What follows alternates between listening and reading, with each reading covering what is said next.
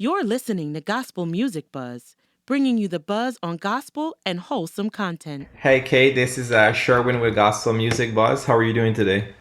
Good. How are you? Awesome, awesome. I'm doing well, thanks. And that sun is just coming through, so that sun is right there. We're talking about covenant and everything else, and that sun just have this holy glare that is just hitting you right now. Oh, good. Then it worked out. So I mean, you just took on quite the feat there. I mean, four series, dropping two, within that 2 week cycle, eight altogether parts. So what do you kind of, after doing something like that, I guess the first part is how do you know kind of unwind and try to decompress, or you don't even unwind, you just keep going? Like how is it going for you right now? Oh my gosh, the whole experience has been surreal and overwhelming. And I'm so grateful that AllBlk actually afforded me this opportunity to be able to tell these stories that have been so near and dear to my heart, and to be able to work with such a great team, with the network and with the cast. And they've just been amazing. And I so appreciate it. It's like I'm still pinching myself that this actually happened and we got it done and finished. And it's actually on AllBlk right now streaming. So it's been awesome. Started streaming the first one, released on October 14. The first two parts there, I guess, rather released October 14. So now out of all of them, which one would you say? And again, it's kind of like asking someone which one of your kids is your favorite kid. Well, which one would you say to you like the most? Well, you know what? I gotta say the one that is most special to me, only because I co-directed it, is The Enemy. It was very heart-wrenching to write this, because it to write that particular episode, because it had a lot to do with social issues, with race, with white nationalism, with evangelicalism, with conspiracy theories. And so I went to the deep end of the pool, and I'm kind of scared to see what people think about it, because it is controversial, but it is so poignant, and it's so relevant into what we're going through right now. So I'm looking forward to hearing what people think, especially like the alt right groups and whatnot, because I kind of put it all on display. I let it all hang out. And so that one, to me, I'm anticipating seeing that one and seeing the reaction. But they're all my babies, for very different reasons. Obviously, The Promise, because I'm in that one, but also because of the infertility and that fear. And I have a lot of friends that are going through that. And The Vow, with the virus, we all suffered through COVID. And Yeah. so to see that, happen in a different way, and healthcare issues, and how we pay so much for insurance, and Black people don't necessarily get the same kind of care. Mhm. So that touches on those things, and with the retribution and generational curses. We're gonna Yeah. talk about Yeah. it. Like Yeah. it's passed Yes. down, the iniquity of the sin from the father, and all those things. So we're gonna get into it. So I love them all, but for very different reasons. But even the topics, right? Because you're touching on betrayal, you're touching on love, revenge, redemption. Like those are all emotionally driven, thought provoking. Like those are deep, really deep topics to just take on. So in looking at all of this, what made you decide to hone in on those four? Because just looking at those in it of itself, you're gonna get a lot of emotions that's gonna be coming back. A lot of feelings. People are gonna be sharing comments. This is what I felt. This is what it did, and so forth. So, what made you decide to go in that direction? Well, because my pastors, well, when I lived in LA, Bishop Omer, he would always, some of the sermons, he would say, "We're going to go to the deep end of the pool," and so I wanted to go to the deep end. I wanted to touch on those subjects that aren't really talked about as much, but we should. And it can be uncomfortable. It can get a little sticky. It can make you feel like, oh, is someone talking to me, because I'm going through the same thing. And so I wanted to put those on display so that we can have a greater discussion about it in the Black community, outside of our community.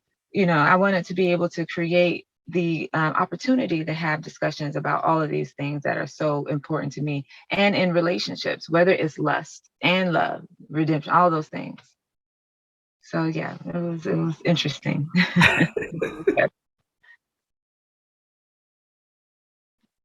starring and directing at the same time. Now, not too many people I'm seeing doing that. And to knowing that, hey, you're in these scenes where you're directing, you're giving feedback to others, you're in the scenes, you're doing all of that. So, what was some of the challenges there? Because I'm imagining you're acting and you're also giving yourself feedback, like, come on, kid, do this, do that. So, what's that like?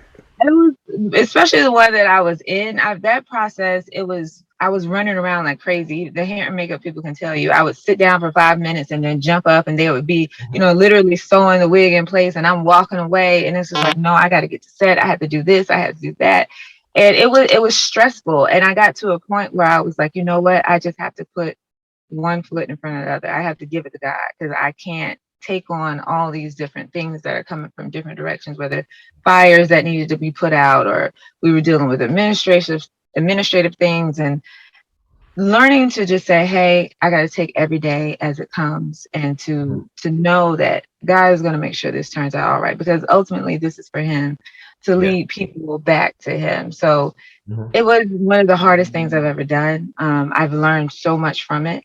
I'm so grateful for it. And now that you've been through it, I can't wait to do it again. Mhm. You're basically saying you're ready to jump into the deep end of the pool again. That's what you're saying. Yes, absolutely, 100%, No, 100%. but kind of thinking, you mentioned you've learned so much during that process and so forth, right? So have you always been a storyteller? Like, what were some of the earlier days like, and what kind of pivoted you to go into this? Or you always felt all along like, hey, I want to tell stories, I want to represent different things on screen. Like, what led you to this path? Honestly, as a child, I was an avid book reader, and I was probably reading books that I shouldn't have been reading at a very young age, and because I would go into my mom's friends, they would have Uh, novels all across, and I ran upon Mandingo at like 11 or something. So it was like those kind of things I would read, but then I would also read a lot of Bible stories because I've been in the church since I was young. And so my mom showed me notebooks from when I was in elementary of stories that I would write. So it actually started back then. And my uncle, who's a bishop, told me, I used to come in and let him read my stories all the time. And then once I got older, I went in a different direction in marketing for a very long time. And then I decided to give film and TV another chance. And so when that happened in the last 5 years, I really delved into it because at this point, I don't have any time to waste. I'm like, Serena, I gotta have these kids, I gotta have everything. So we had to, press go and push the gas. So when I decided to take the writing classes, and it was because I wasn't getting the roles that I wanted. And mm. so much like Tyler Perry, it was like, create a table for yourself. And these are the stories I want to hear. These are the stories I want to tell. And so that was the main prompt to get me to start in writing classes so that I could learn the actual structure of script writing. And then once I did that, I just took it and ran with it. I mean, clearly, right? Because you literally ran with it. Because I can't wait to dive into all the others. I'm like, look, I'm reading the synopsis of the vow, of the retribution, the enemy, and I'm just like, oh my goodness, I'm gonna just have to poise myself because Yeah. there's so much direction, there's so much twist, turn, just again a whole lot there. The cast that you went ahead, so even with with the initial one that you released, the promise, so with the cast kind of choosing who to go with there, what is usually that selection process like? Because I'm always curious now, as us on the our end looking at the finished product, but when you're going through to select to say, hey, I want to choose this person versus that, like, how do you see the characters and see the individuals you want to play those roles?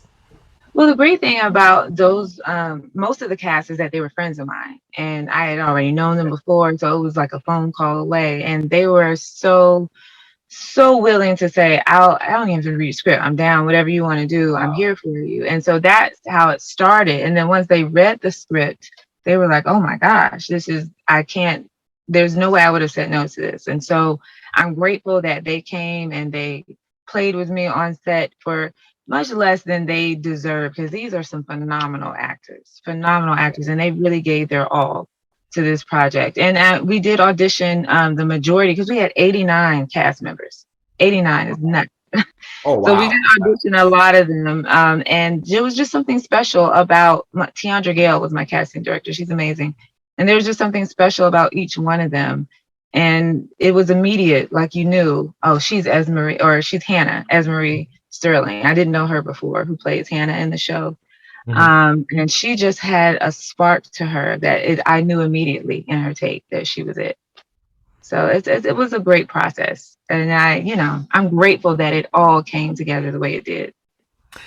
And does that give you a different perspective to that if you're going after a certain role, having gone through that process, seeing what others look for, seeing how they're kind of pulled and pushed and so forth, does that give you a different perspective if you were to see a role you figure, hey, I might want to go after this role? Yeah, because honestly, when we go through so many no's in the auditioning process. Like Yeah. you get 1,000 no's. And now this has given me the chance to say, hey, I can create a role for these people that I know that they're dope actresses. Kara Yeah. Moore, that's in the in the Enemy, in the season finale. She's Okay. the first lady on the Oval. She is Mhm. amazing. When I Yeah. tell you this woman is an incredible actress, and I think the particular episode that she's in shows people a different side of her because they're used to being this villain. They're seeing this villain in the first Uh-huh. lady, Yeah. but seeing her turn this page in the Enemy, I'm not going to give it away, but it's Hmm. just amazing. And so that was gratifying as well to be able to see these friends of mine just really spread their wings in ways that I've never seen. Awesome. Listen, I'm excited. Like I said, I'm reading the synopsis and I'm going through and I'm just like, man, oh, this is where it's gonna happen. That's what's gonna happen. And everyone can pretty much view at least starting, or we already passed October 14th. They can see the Mhm. problems there right now, and they can view that through AMC's All Black Network, correct? All Black. Every Thursday, a new episode drops on AllBlk. It's available on all streaming platforms. The Promise 1 and 2 is out, so you'll be able to see the full story. And then next Thursday, The Vow drops, and we're going to go even deeper. It should be some exciting stuff in there. And I would love to hear it back if people can actually guess the Bible story that The Vow is based on. So that's going to be interesting too. Because a lot of people The Promise is easier. You Hmm. get that one right, or it reveals it at the end. I think of the Yeah, second book. yeah. I mean, for me so far, I initially when I saw the promise, then I initially went through and I'm thinking, with Elizabeth and so forth, and I'm thinking when she couldn't have. I mean, that's what initially what I was going with, but again, I could be wrong, but that's what I was thinking initially. You want me to tell you? Sure, go for it. So that was Sarah, Abraham, and Hagar. So Serena was Yes, Sarah, and yes, Hannah was yes, Hagar. yes. But there was a twist to it, and so I was trying to like correlate different things that Got it, happened got within it, that got it. story. But the great thing about Covenant on All Black is that you don't even have to know these stories. Hmm. They're Hmm. just enjoyable You can stories stand to for it. Yeah. watch and that you can learn something from. So yeah, I'm Okay, excited okay. every Thursday. No, no, it is. So basically, you're telling us that for the next few Thursdays, we shouldn't be doing anything. We should just prep ourselves and get ready. Basically, that's what I'm hearing.